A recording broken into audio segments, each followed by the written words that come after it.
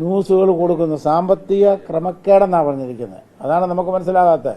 സാമ്പത്തിക ക്രമക്കേട് വരുത്തണമെന്നുണ്ടെങ്കിൽ ഒന്നെങ്കിൽ ഞാൻ ആരെങ്കിലും പറ്റിക്കണം, അല്ലെങ്കിൽ ആരോടെങ്കിലും വല്ല പണ്ട് ആൾക്കാർ നടത്തിയ പോലെ ഭൂമി ഇടപാടിൽ എന്തെങ്കിലും പൈസ മേടിക്കണം, അല്ലെങ്കിൽ എന്തെങ്കിലും രീതിയിൽ മറ്റുള്ള രീതിയിൽ ആരെങ്കിലും ചതിച്ച് കാശ് മേടിക്കണം. ഇങ്ങനെയല്ലേ സാമ്പത്തിക ക്രമക്കേടെന്ന് പറഞ്ഞാൽ? അതല്ലേ ക്രമം. സംശയം എന്നാ കാര്യത്തിൽ? അല്ല, ആരാണെന്ന് അറിഞ്ഞിട്ടില്ലല്ലോ. അല്ല, പാർട്ടിയിലാണോ പാർട്ടിയിൽ വെളിയിലുള്ളവരാണോ നമുക്കറിയത്തില്ല. ഞാൻ ചോദിക്കുന്ന എൻ്റെ ചോദ്യം ഇതേ ഉള്ളൂ. ഞങ്ങളുടെ പാർട്ടി ഔദ്യോഗികമായിട്ടൊരു കാര്യം തീരുമാനിച്ചു. അത് നേരത്തെ 2021 ശരത് പവാർ പ്രഫുൽ പട്ടേലിന് ഇവിടെ വെച്ച് പറഞ്ഞ കാര്യമാണ്. ഓക്കെ, അത് ഞങ്ങളുടെ പാർട്ടിയുടെ തീരുമാനമാണ്. ആ തീരുമാനം അനുസരിച്ച് 2 മന്ത്രിമാരെല്ലാം മാറിയ കൂട്ടത്തിൽ തോമസ് കെ തോമസും മാറി മന്ത്രിയായിട്ട് സത്യപ്രതിജ്ഞ ചെയ്യേണ്ടതാണ്.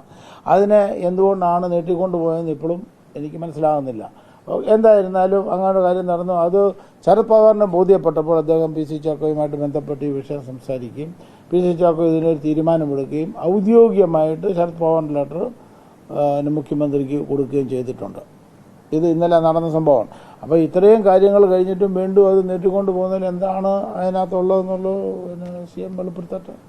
ഇന്നലെ സംസാരിച്ചപ്പോൾ രാഷ്ട്രീയ സാഹചര്യമാണ് എന്ന് മാത്രമേ പറഞ്ഞിരുന്നു. അല്ല,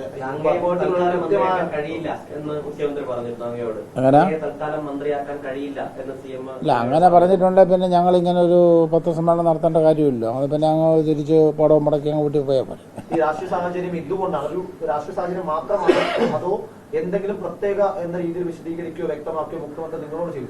ഇല്ല, ഞങ്ങളോട് ഇപ്പോൾ ഒന്നും സംസാരിച്ചിട്ടില്ല. ഇതാണ് വിഷയം, ഞങ്ങളോട് പറഞ്ഞിരിക്കുന്ന വിഷയമാണ്. അല്ല, ഞങ്ങളോട് ഇന്നലെ സംസാരിച്ചു കഴിഞ്ഞ് മനോരമയിൽ ഇങ്ങനെ ന്യൂസ് പറഞ്ഞെന്നുണ്ടെങ്കിൽ ആരെങ്കിലും എന്തെങ്കിലും ന്യൂസുകൾ വെളിവിടുന്നുണ്ടല്ലോ, അതാരാണ്, അവരുടെ അജണ്ട എന്നാണ്. ഉള്ളിൽ നിന്നാകാം, പുറത്തു നിന്നാകാം, ആരാണെന്നുള്ളത് എനിക്കറിയത്തില്ല. അറിയാമെങ്കിൽ ഞാൻ പേര് സഹിതം പറഞ്ഞാണല്ലോ, ഇന്നയാളാ പറഞ്ഞെന്ന് പറഞ്ഞിട്ടുണ്ടല്ലോ. അങ്ങനെയുള്ളൊരു ഇത് എനിക്കറിയത്തില്ല. ഞാൻ പറഞ്ഞത് മന്ത്രിയാകുമോ ആകാതിരിക്കുകയോ ചെയ്യട്ടെ, ഇതൊക്കെ എന്ന് പറയുന്നത് ഓരോരുത്തരുടെ തലയിൽ എഴുതിയിരിക്കുന്ന കാര്യമാണ്. പക്ഷെ ഞാൻ പറഞ്ഞത് ഒരാളെ അപമാനിക്കുന്നതിന് ഒരു പരിധിയുണ്ട്. ഇങ്ങനെയൊന്നും ആരെയും അപമാനിക്കാൻ പാടില്ല. തോമസ് ചാണ്ടിയോട് ചെയ്തത് എന്താണ്? ഇത് തന്നെയാണ് ചെയ്തത്. അപ്പോൾ അദ്ദേഹം മന്ത്രി ആയപ്പം മുതലേ അദ്ദേഹത്തെ താഴെ ഇറക്കാൻ വേണ്ടി ശ്രമിച്ചുകൊണ്ടിരുന്നവരായിരിക്കാം ഒരു പക്ഷേ ഇപ്പോൾ തോമസിനെയും തകർക്കാനായിട്ട് ശ്രമിച്ചുകൊണ്ടിരിക്കുന്നത്. അല്ലാതെ ഇതിനെന്താ ഞാൻ മറുപടി പറയുന്നത്?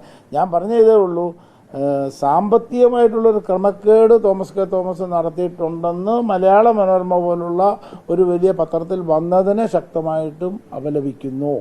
അങ്ങനെ മനോരമയ്ക്ക് കിട്ടിയത് എവിടെ നിന്നാണെന്ന് അവർ വെളിപ്പെടുത്തട്ടെ. ആരാണ് അവരോട് പറഞ്ഞത്? എന്ത് സാമ്പത്തിക ക്രമക്കേടാണ് തോമസ് കെ തോമസ് നടത്തിയിരിക്കുന്നത് കൊണ്ടുവരട്ടെ. ഞങ്ങൾ അങ്ങോട്ട് കൊടുത്തേ പരിചയമുള്ളൂ, ഞങ്ങൾക്ക് ഇങ്ങോട്ട് മേടിച്ച് പരിചയമില്ല. ഒരു വ്യക്തിക്ക് എൻ്റെ ഇലക്ഷൻ സംബന്ധിച്ച് 1 രൂപ എനിക്ക് തന്നതായിട്ട് പറയാനായിട്ട് ഒരു വ്യക്തി 1 രൂപ തോമസ് കെ തോമസിന് 1 രൂപ കൊടുത്തു, ഒരു ഫ്ലെക്സ് ബോർഡ് അടിച്ചു കൊടുത്തു എന്ന് പറയാനായിട്ട് ഒരു വ്യക്തിയെങ്കിലും കേരളത്തിലുണ്ടോ? ഒരു വ്യക്തിയില്ല. പക്ഷെ ഞാൻ ഒത്തിരി പേർക്ക് കൊടുത്തിട്ടുണ്ട്, സ്ഥാനാർത്ഥികൾ. ഇല്ല, ഞാൻ കൊടുത്ത കേസുണ്ട്. ഞാൻ കേസ് കൊടുത്തത് ഹൈക്കോടതിയിൽ നിലനിൽക്കുന്നുണ്ട്.